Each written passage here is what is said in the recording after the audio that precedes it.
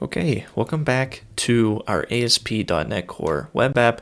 We're going to eventually turn this into a character counter app because I wanted to create the same app, 3 different frameworks. I thought it'd be a fun experiment, a fun video idea. In this video in particular, we're going to continue with our basic Razor syntax. We're going to talk about loops. We're going to talk about if and else statements in Razor pages. If you haven't already and you like this kind of content, please consider subscribing. It means a lot. You guys have been really killing it with subscriptions. Really appreciate it. And if you haven't been following along with the rest of the videos, I recommend you doing so. That way you're not lost as to where we are right now. I personally enjoy following along with tutorials because I think it helps me learn a little better. But let's go back to our web app here, and I'm going to serve it up so we can remind ourselves where we're at. And so what we showed in the last video were some variables, how to define some embedded code into your CS.html file or your Razor page. Here, if we put it side by side, we showed the date, which each time we refresh, notice that the date time also refreshes, which is kind of cool. We showed taking a substring of a variable. We showed pretty literal markup, and then we also showed some HTML markup that was a value of a string variable, but we now display it as HTML through embedded code. So what I want to do first is I want to go through loops. So up top where we have all of our other variables, let's have a string array, and let's just have an array of cars. If you want to do something different, please feel free. Maybe you want to do animals, whatever. I'm going to do cars, and I'm going to list different car manufacturers. So Audi, Honda, what else? Ford. If I can type, that would be great. Porsche. And maybe one more, Toyota.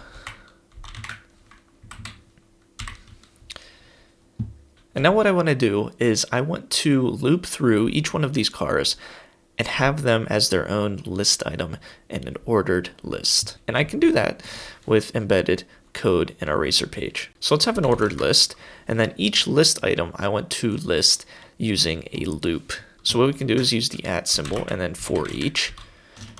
And here we can say string car and cars. And inside of this loop, let's create a list item whose value is going to be the @ symbol to reference the car variable up top. So car, not var, car. And this is it. The compiler is smart enough to know what is C#, what's embedded code, and then what is HTML. It'll notice that this list item is HTML, but the value inside of it, since we gave it this @ character, is going to be referencing some code. And now if we recompile and we restart our app, and I bring it over for you to see, down below our markup, we have an ordered list of all of the cars in that cars array. And if you didn't want to use a for each loop, you wanted to use a for loop, you can absolutely do the same thing.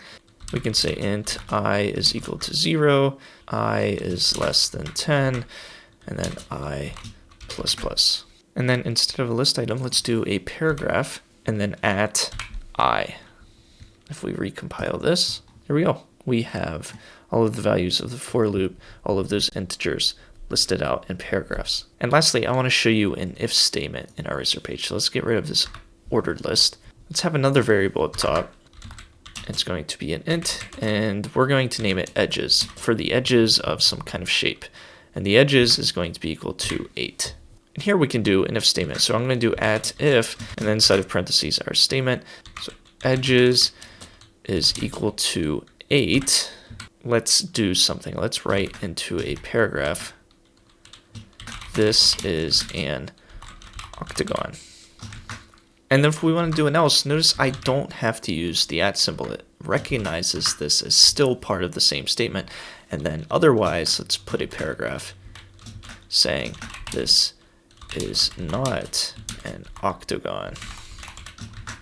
If we recompile this, we should see this is an octagon, right? Because edges is equal to 8. Let's validate that. And yeah, here we go. We get this is an octagon because edges is equal to 8. And here you can go on for days. You can do else if blah, blah, blah, else if other stuff, and go on and on as you have different logic. But I just wanted to show you a simple if-else statement in Razor. That's all I'm going to show you in this video. I think that's all we're going to really talk about in Razor, at least in this series. And thanks so much for watching. I hope to see you in the next video, and take care.